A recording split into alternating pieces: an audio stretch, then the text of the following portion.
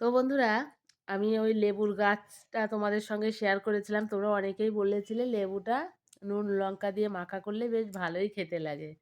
তো আমি তো আগের সোমবারে এসেছিলাম, সেই দিনই পেড়ে নিয়ে এসেছিলাম। ফ্রিজে ছিল বলে বেশ ভালোই ছিল।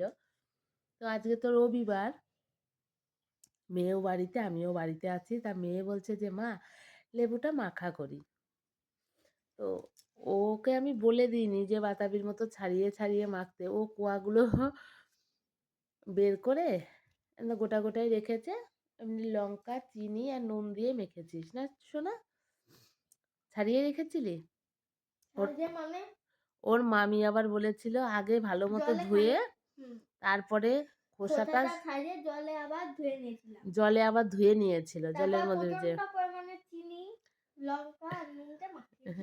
মাখার পরে ও একটা কোয়া আমার মুখে দিয়েছে। বাবারে, বাবারে অসম্ভব পরিমাণে টক। আমার পক্ষে খাওয়া সম্ভব না। কিন্তু আমার মেয়ে খেয়ে যাচ্ছে ওই টক।